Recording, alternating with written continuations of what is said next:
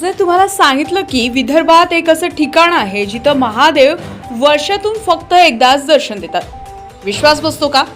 दाट जंगलात लपलेलं कोणताही मोठा गाजावाजा नाही, मोठं मंदिर नाही, पण तरीही 15,000हून अधिक भाविकांची गर्दी.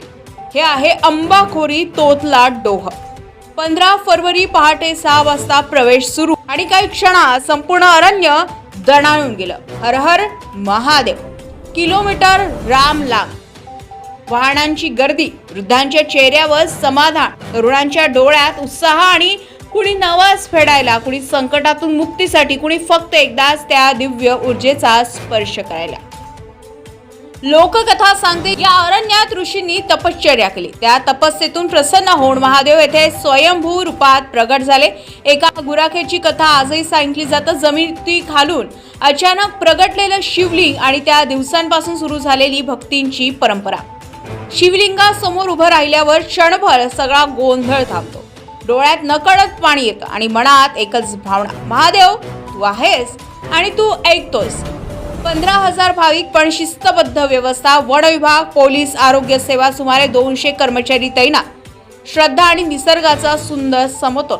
पण प्रश्न एकच आता तुमच्यासाठी, महादेव वर्षातून फक्त एकदाच दर्शन देतात. ही परंपरा कायम ठेवावी का, की भाविकांसाठी आणखीन दिवस खुले करावेत? तुमचं मत काय? कमेंटमध्ये नक्की लिहा. ही बातमी शेअर करा, जास्तीत जास्त लोकांपर्यंत पोहोचवा. हर हर महादेव. गजमाशी 24 न्यूज करता पंकज चौधरी, रामटेकनाथ.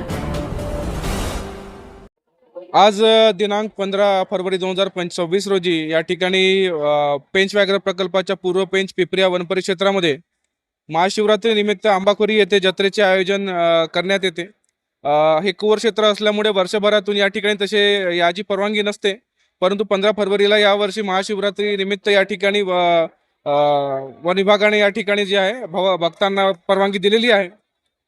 आणि या ठिकाणी जी परवानगी दिलेली असते ती अतिशय अटी आणि शर्तीच्या अधीन राहून दिलेली असते, कारण की हे कोर क्षेत्र असल्यामुळे या ठिकाणी व्याघ्रवर्गीय वन्य प्राण्यांचा वावर आहे. तरी स्थानिक ग्रामस्थांना, भक्तांना वन विभागातर्फे हेच आवाहन करण्यात येते की या ठिकाणी जे आहे एक शांततेचे पालन करावे आणि स्वतःची काळजी घ्यावी. स्वतःसोबतचे जे लहान मुलं आहे, महिला आहे, त्यांची सुद्धा काळजी घ्यावी, कारण की खूप मोठ्या संख्येने 10 ते 15,000 लोक या ठिकाणी येत असतात. त्यामुळे बरीच गर्दी या ठिकाणी होत असते. त्याच्या नियोजनाकरता वन विभागामार्फत या ठिकाणी 200 पेक्षा जास्त कर्मचाऱ्यांची नियुक्ती करण्यात आलेली आहे. सोबतच पोलीस प्रशासन, फायर ब्रिगेड, त्याच्यानंतर मेडिकल कार्यालय, असे बरेचसे विभागाचं जे आहे आम्हाला सहकार्य मिळत आहे. तरी पण नागरिकांनी आणि भक्तांनी जे आहे या ठिकाणी कोणतीही चेंगराचेंगरी न करता एकमेकांना सहकार्य करत मुलांची आणि महिलांची काळजी घेत या ठिकाणी जे आहे दर्शन घ्यावे. आणि अशी संधी वर्षातून एकदाच उपलब्ध होत असल्यामुळे सर्वांनी याचा फायदा घ्यावा आणि वन विभागाला सहकार्य करावे. धन्यवाद.